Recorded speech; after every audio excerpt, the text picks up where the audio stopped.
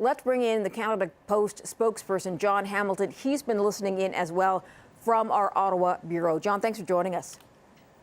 Good morning, Marilla. Look, this is a union that is saying Canada Post wanted this all the time, a lockout. How do you respond? Well, I think a lot of your viewers were probably shaking their heads saying that doesn't seem to make a lot of sense, and it really doesn't make a lot of sense. We've all along wanted to get an offer and have been trying to negotiate a deal. And they've been talking a lot about what's been going on at the table. So let me share with what's been going on at the table and what we've been up against.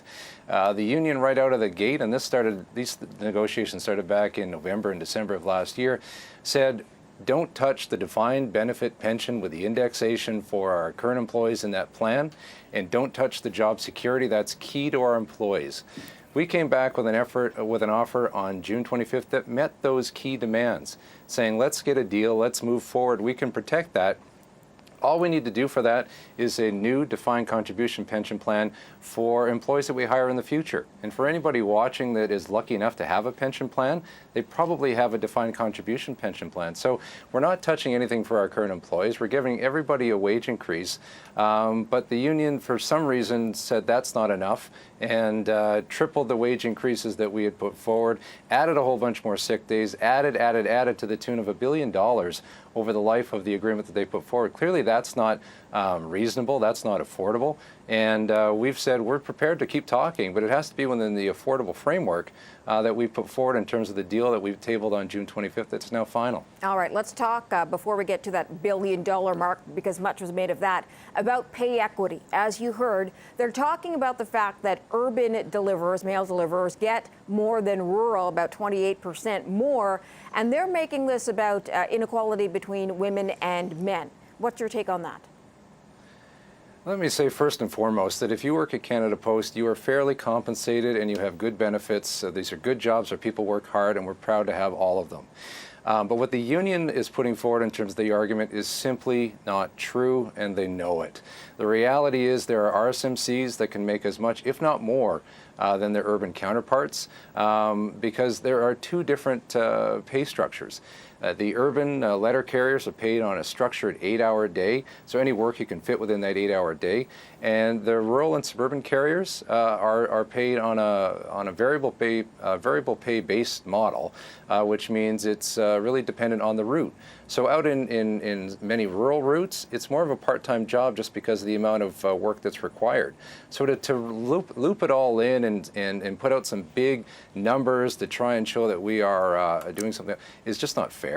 It's not reality, but there are pay increases for every employee. Nobody loses in this negotiations, and both agreements that compensate both groups of employees have been negotiated with CUPW over the last few years. So the union is putting forward accusations and other things that aren't true, and certainly not helpful to negotiations and not helpful to the people sitting at home going, how is this going to end? Let's talk about that $1 billion, because they're saying they don't know where that number comes from. And let me make it clear to the viewers that in your information, in your releases, you have said what they are demanding would cost us over the life of a new contract $1 billion. How long, first of all, would a new contract be?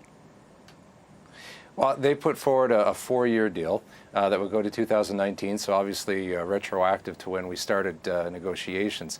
And I'll be honest, we were conservative in our estimates. It's way more than $1 billion. And it's a lot of things. They will say that they have one focus, but it is all over the map in terms of the demands. The wage offers, the wage increases that we put forward, their offer tripled those. We made a number of changes in the last round of negotiations to compensate new employees that were starting a little bit differently to help save some money for the company, because we're still struggling with the amount of mail-in decline. They want all that back. They want more sick days, all kinds of things that are going to be incredibly costly, because you have to remember we're bargaining on behalf of 50,000 employees. So even the smallest changes can add up. But if you look at what, especially our urban folks, what they're talking about, we're not touching their pension. We're not touching their job security. We're not touching their 7 weeks of holidays. We're not touching their paid lunch. We're not touching their pre-retirement leave. That's what we've said to our employees. We can protect the things that are important to you that you have today, but we need a new plan to address the long-term pension challenges we face, and it's a very reasonable plan. We want to get a deal and get back to growing our business and our parcel business and dealing with the challenges we face with the decline in mail. Jon Hamilton with Canada Post, sir. Thank you for joining us. Thank you very much.